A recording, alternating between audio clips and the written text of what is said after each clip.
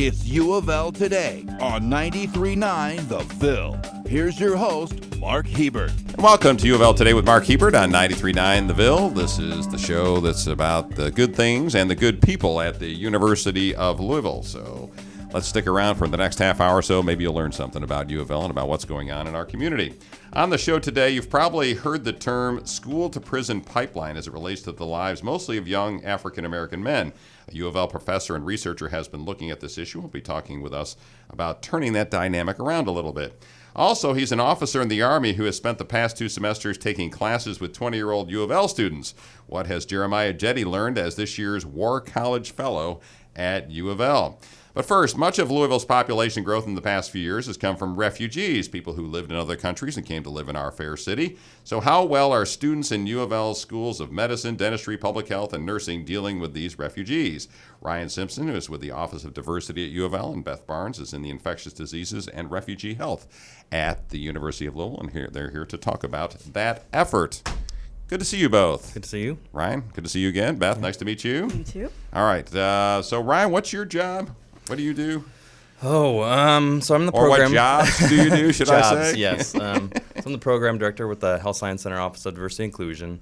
I do a lot of co-curricular activities and educational components, so it's trainings, things like that. Okay. I also work on climate issues. I know you're kind of a jack of all trades. Yeah, the other duties as assigned is a big bullet point on my job description, I believe. But this one big program that we're here to talk about today is the Culturally Effective Care Symposium. It's something that's gone on for quite a while under some different names. But it's one of the few opportunities, I believe, for the students across the Health Science Center to work interprofessionally. They have some components, but it's really hard to get these groups that have different schedules, et cetera, to get together. And so this is one time of the year that they're able to do that, and we get them to focus on some specific topics. All right. We're going to talk about that in just a second. Beth, what do you do?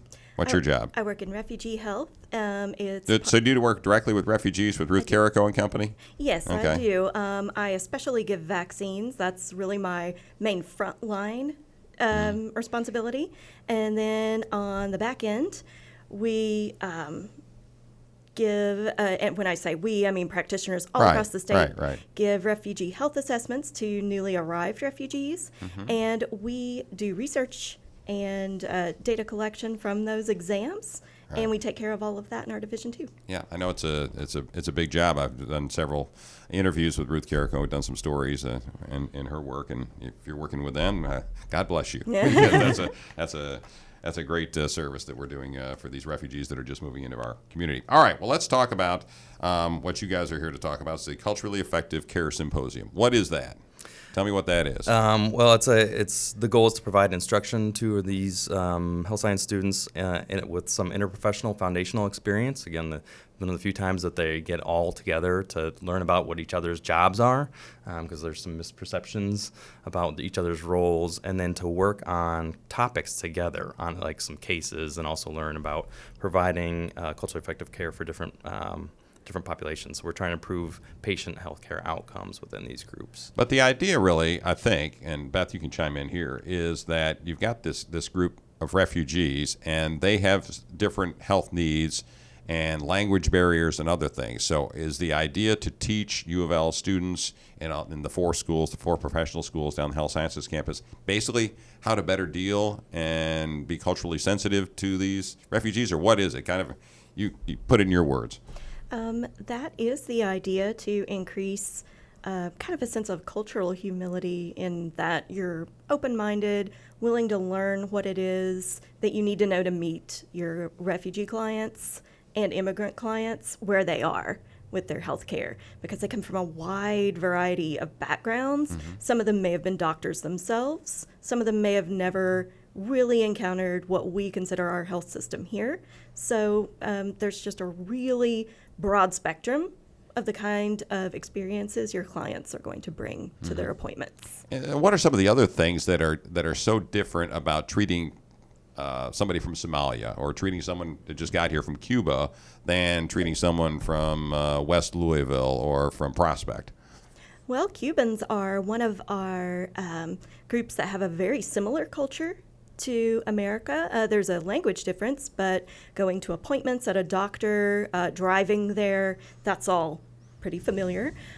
For our clients, Somalians, Congolese, who were born in refugee camps, there isn't really necessarily a good way to say, well, you go to this office and take the elevator to the 6th floor, and, you'll go in and ask for Dr. So-and-so. I mean, that's just not really information you can, throw at someone who is from a completely different cultural background and expect them to be able to function with that when they've just arrived within the past 90 days. Mm-hmm. Beth Barnes is with Infectious Diseases and Refugee Health at the University of Louisville. Ryan Simpson is with the Office of Diversity and Inclusion at UofL.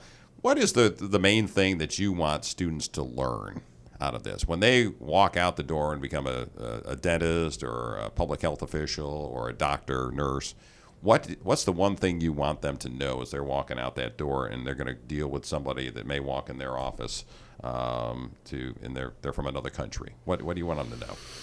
I would say, from my perspective, again, just the cultural humility. They don't have. It's okay. What is cultural humility? So what does that mean? Really, to address some power imbalances in the situation. So, physicians have some tremendous power, especially if you come, someone's working with a marginalized community, brand new refugees. That power differential needs to be addressed, and it's all right for healthcare providers to say, "I don't have all the answers.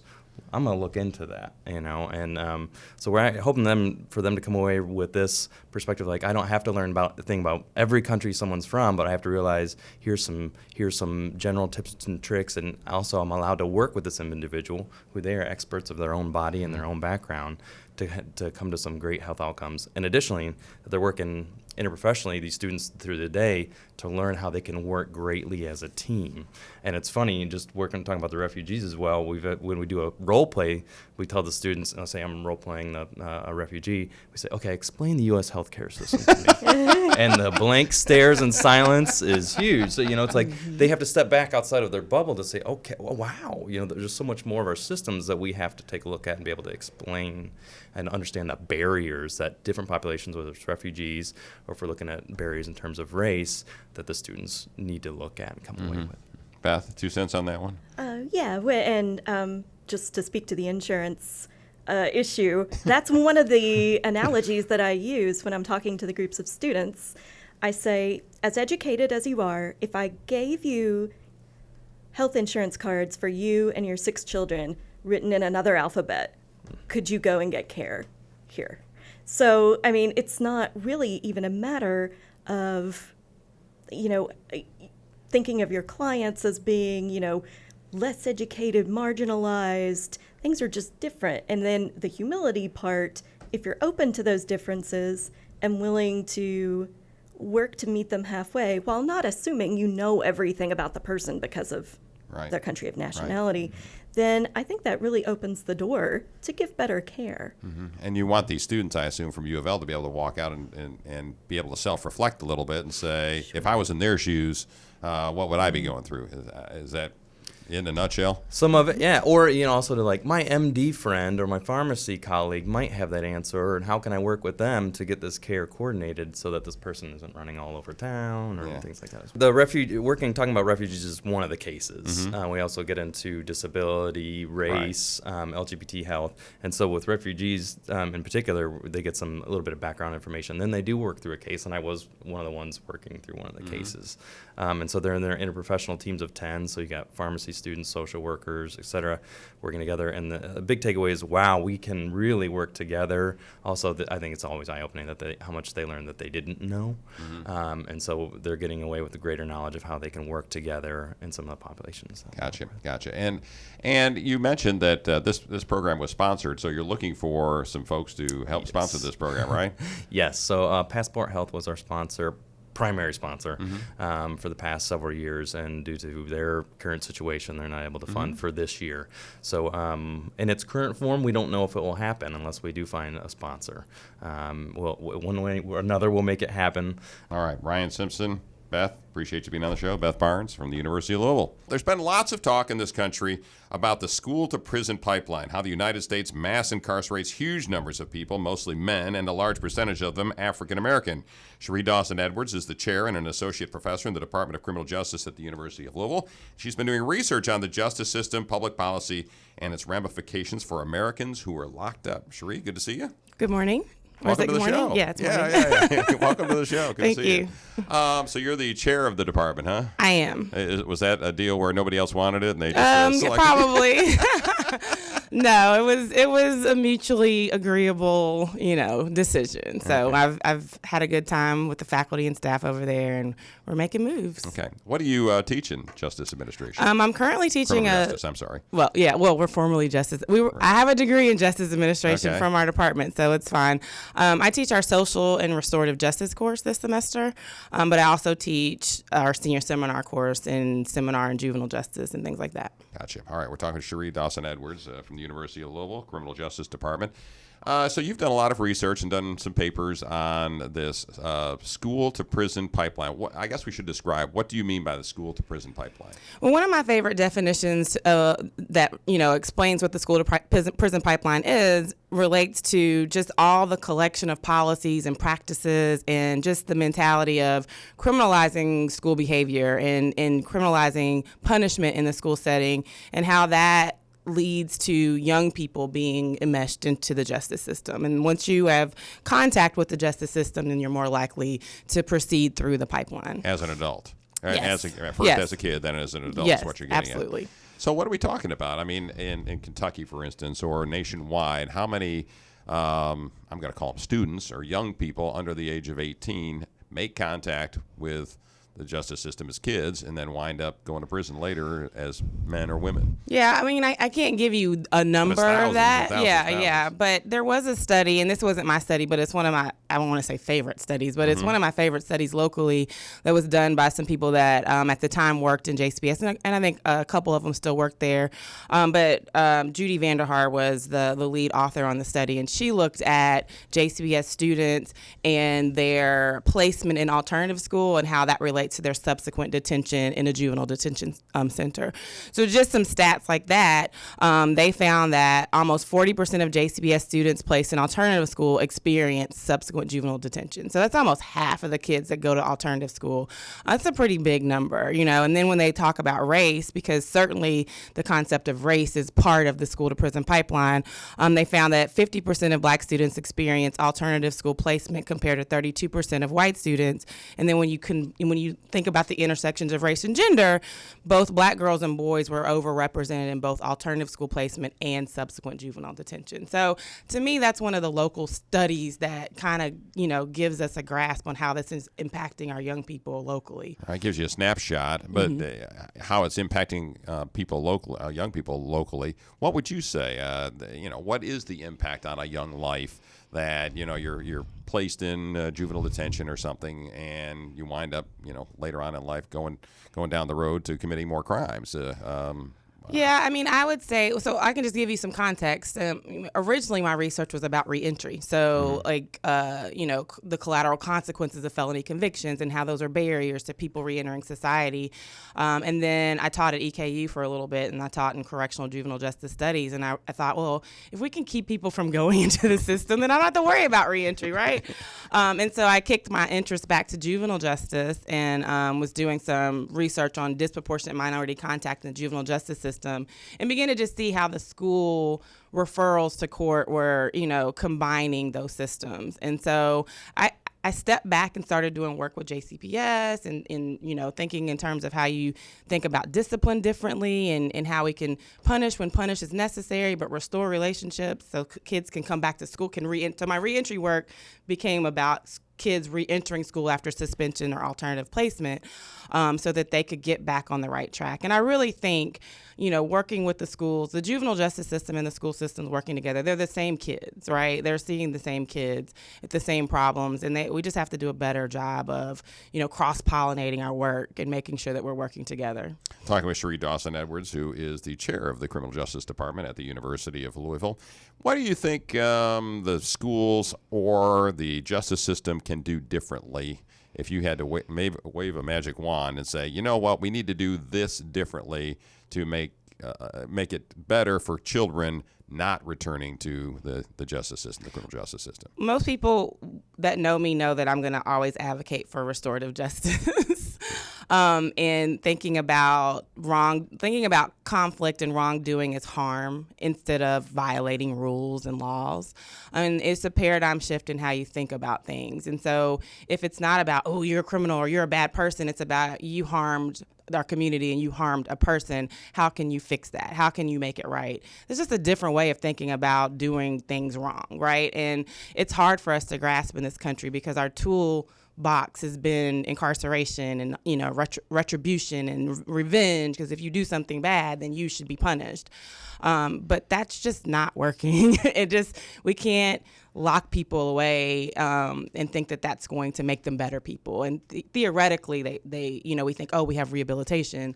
But in practice, it's not making people better to lock them up. And that's not to say that there aren't people that have to be incapacitated or removed from society because they're dangerous. But a lot of times, even with the young people, they're not dangerous. We're tired of them. I call it fatigue. We're discipline fatigued with dealing with them in the school or the system. And that's just a lot different than being dangerous and treating you like you're a danger. And when you're talking about restorative justice, if for a 15 or 16-year-old who, was breaking into cars or something like that, you're talking about having that person, I assume, go and meet with the people whose cars he broke into and talk to them and understand the pain he caused, et cetera, et Absolutely. cetera. Isn't that what a restorative justice is? Yes, it is. And then it would bring those parties to the conflict together to decide how to resolve that, and it may be that you have to do some traditional justice system work, but it may be maybe all I want is an apology. Now that I know you're not some scary, threatening serial killer breaking into my car, you're just a kid, maybe I think differently about even me being a victim of it because I've gotten to see you and talk to you and explain to you how this made me feel. And most restorative justice work shows that works, because if you are a victim of someone breaking into your house, you're not home. You don't know who that person is, if they're going to come back. And then if you get in front of them and they're like a 12-year-old kid, you're like, really? You knucklehead, And so that's different than fearing something that may not even be there. And so for so long, our system has taken the victim out, and it's been the state representing the victim. Restorative justice puts the victim back into that resolution mode that we just haven't traditionally had in criminal justice. Cherie Dawson-Edwards is the chair of the Criminal Justice Department at the University of Louisville. What are you teaching your students? I mean, what are you telling them? I mean, well, let me back up a little. I'll tell I'm so excited about that question. Let me take a step back. Okay. Aren't a lot of your students at the University of Louisville to go through criminal justice, aren't they wanting to be cops or corrections officers or administrators in the criminal justice field? And aren't they coming in with the kind of a mindset of, hey, our job is to lock up the bad people? I think I've seen a shift. I've been here for 7 years. I've been teaching criminal justice for 17 years.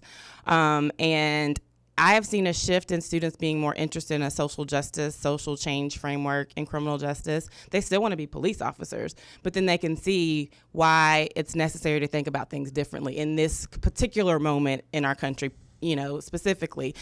So my restorative justice class, this is the third time I've taught it, or social and restorative justice class. The first time I taught it, I struggled to get 14 students in it. This time I have 35. Oh, wow. And so that's been 2 years, and it's amazing to see their awakening, and so a lot of them do come in very, retributive, and I want to, I got to lock up the bad people. But then when we start talking about, what are the implications for society for us to only have that lock up mindset as our toolkit, or tool, not even toolkit, just a tool, they begin to think differently about people and community, and if they're going to be a police officer, how can they think about things in a social justice framework? It's not incompatible. It's just not necessarily what we've always thought of when we think about policing. And those are the things you're talking about at the Absolutely. University of Louisville. He's been here for a couple of semesters as UofL's War College Fellow. His name is Colonel Jeremiah Jetty, and he's here to talk about his 2 semesters at UofL. And what a military man learned on a college campus. Jeremiah, it's good to see you again. Good to see you too, Mark. Thank you very much for having me back. All right, so you got here in August last year, I think? July of last year. July of last year at the University of Louisville. And you had been stationed where before you came here? Before here was down at Fort Knox. I was Okay. there for 2 years with the Human Resources Command, and I had the great opportunity to come here for my War College experience. So as we had talked about before, you knew a little bit about the University of Louisville, the city of Louisville, et cetera, because you'd been at Fort Knox. So you applied to become the War College Fellow at UofL. Right. They say, okay, go get them. So what does being the War College Fellow entail since now you've been here for 2 semesters? Now What's that it I mean? have some look back on it, I have an idea of what I was supposed to do. What were you supposed to do and what did you do? Well, I was supposed to take 6 classes on an audit status to kind of get a better understanding of a strategic level of education so that the Army can kind of have me positioned for the next part of my career. And of course, while I was here, had to have the opportunity to speak with and get to know some of the leaders, both in the community and at the university itself. Okay, what's the Army want to get out of you? The Army wants me to think deeper, think more strategically, and to have an experience that everybody else at the War College back in Carlisle, Pennsylvania, is not getting. So they really wanted me to inject me into the civilian population and said, go out, do great things, and think deeply about the world. All right, so you're walking around in your fatigues on the UofL campus every day? You're sitting here with them on right now. Yes. I did this for you. Just for me? Yeah, Well, I just for appreciate you. that. All right. And for all the things. I've got a lot of errands to run today, but no, I've been kind of incognito going out there. Everyone knows who I am. I'm the 44-year-old in class.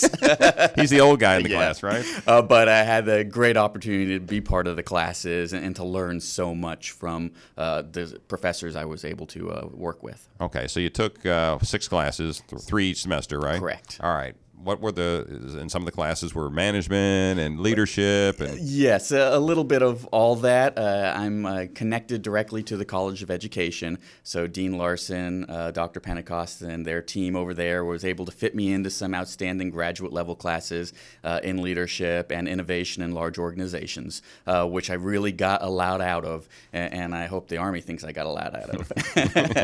But I also had a tie-in with the McConnell Center for the year that I was here.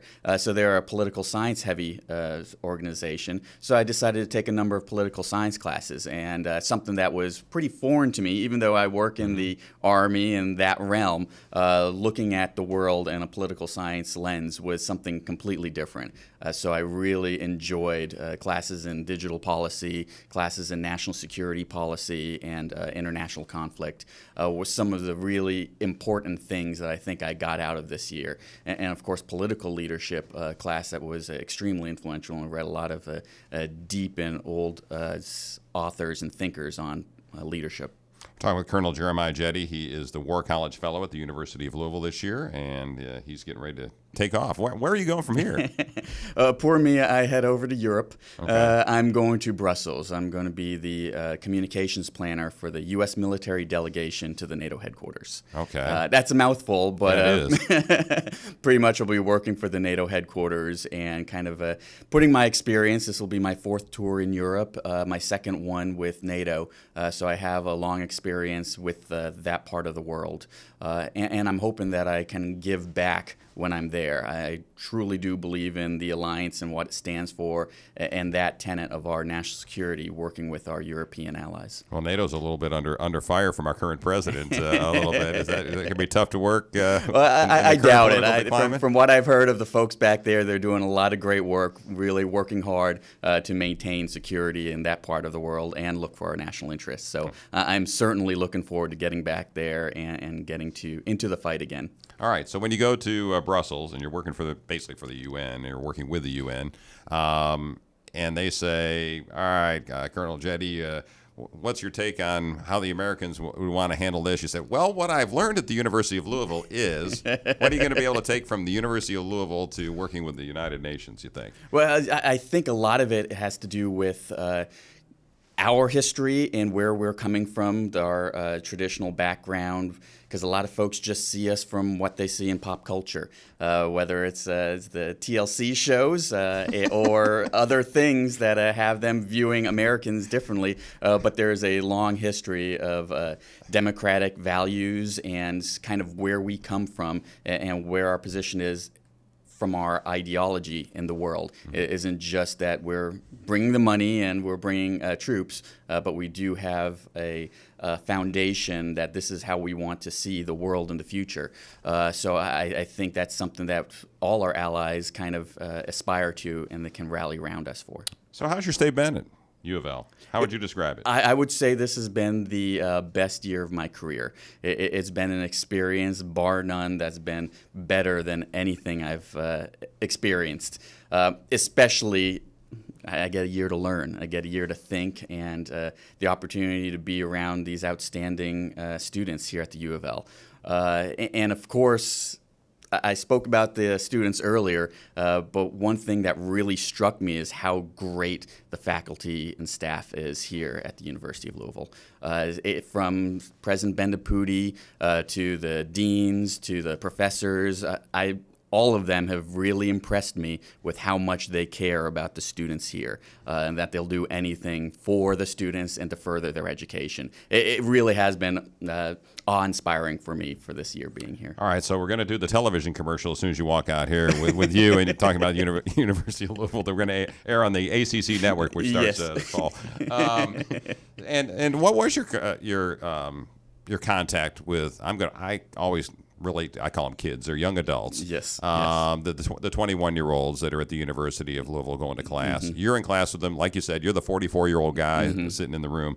What was the interaction you had with these students? Well, I did my best to stay out of their way. I don't want to inject some of my cynicism or some of my worldview on them, but it was wonderful to hear how they think about things, how their formative experience in the last decade and a half of them actually growing up has kind of shifted how they view whether it's politics, whether they view social relations between communities.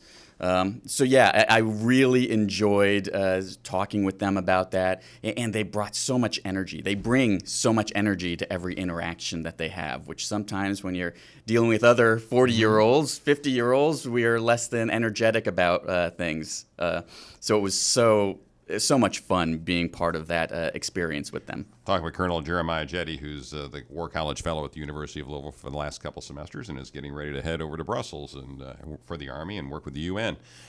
So, two-part question. You're not supposed to ask two-part questions on radio, but I'm going to do it anyways. One is, what do you think you learned from some of the students that may help you and make you a more well-rounded officer? And number two, what do you think you taught them, perhaps?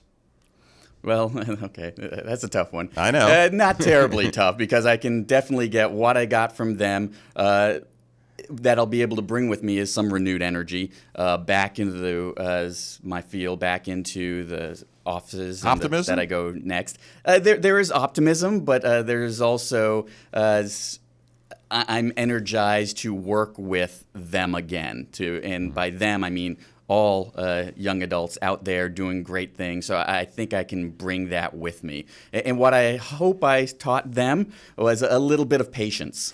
Because you see a lot, and maybe that's part of the energy. They expect things to be done now. They expect the world to change tomorrow because of them, which is wonderful. You need that idealism, but it's okay if it doesn't. That isn't the end of your world. You have a long life in front of you to keep working at things, and I hope that they still remember that. All right, Colonel Jetty, it's been a pleasure having you on our campus, and thanks for being on the show a couple of times. Thanks for listening to UofL Today with Mark Hebert, and go Cards.